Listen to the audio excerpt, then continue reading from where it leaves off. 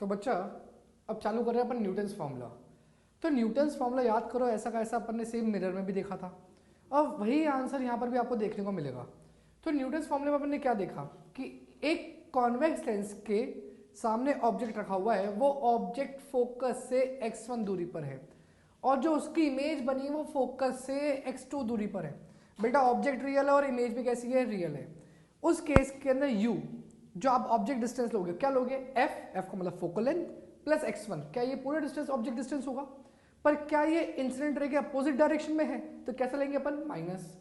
और जो इमेज बनेगी वो इमेज कहाँ होगी, f प्लस x2, पर क्या इंसिडेंट रे के सेम डायरेक्शन में है तो कैसी होगी, प्लस। तो v बराबर क्या होगी, uf upon u plus f। तो f प्लस x2 ये वाला यहां पर आ जाएगा, u की वैल्यू यहां रख देंगे और f की वैल्यू बेटा f। जब मैंने पूरा सॉल्व करा तो आंसर आया f equals to under root x1 x2। और बेटा यही तो अपना आंसर आया था किसके अंदर, मिरर के अंदर। तो मिरर के अंदर यही सेम आंसर था और लेंस में भी सेम आंसर है। मान लो यहां पर आपसे पूछ लेते हैं मैग्निफिकेशन क्या होगा, तो मैग्निफिकेशन निकालेंगे, तरीके अपने पास अलग अलग थे, या तो v by u, f upon f plus u, f minus v by f. तो आप उनमें से कोई सा भी तरीका यूज करो और अगर डेटा आपके पास f नहीं है तो आप f ऐसे फाइंड आउट कर सकते हो, u नहीं है तो u को क्या लिख सकते हो, f प्लस x1, और v नहीं है तो v क्या होगा, f plus x2।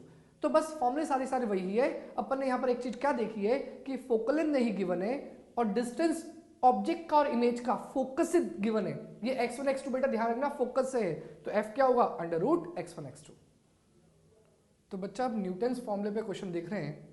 An object is put at a distance of 4 cm from the first focus of a convex lens, जिसकी focal length 10 cm है। If a real image is formed, find image distance from the lens।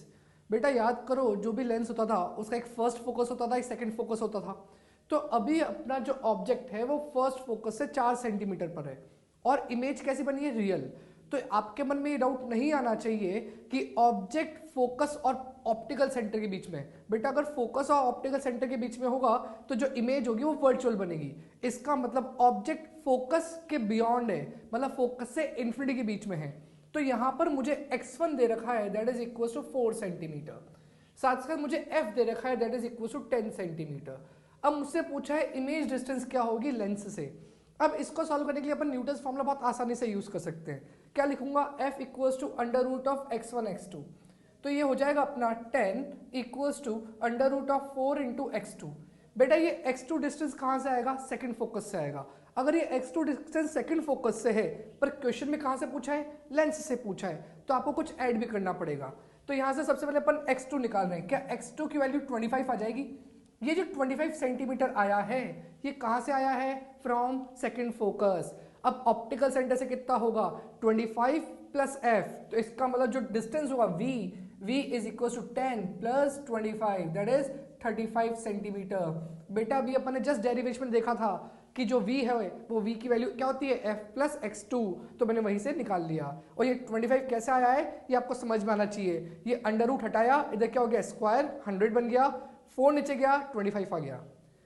Next अपन देख रहे हैं, next question है an object and its real image are located at distance 5 centimetre and 20 centimetre respectively from the two principal foci of a convex lens, find linear magnification of the image. बेटा इस बार क्या पूछा है, linear magnification.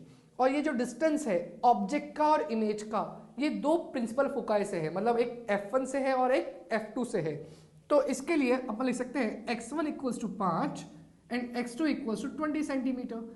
तो क्या मेरे पास जो f आएगा वो आएगा under root of x1 x2।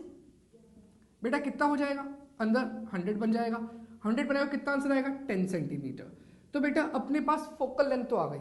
अब मुझे क्या ढूंढना है, मैग्निफिकेशन। मैग्निफिकेशन क्या होता है, माइनस v बाई यू या प्लस v बाई यू। तो इसका क्या हो जाएगा, plus v by you. Minus किस में था, मिरर में था, तो लेंस में क्या है, प्लस v बाई यू।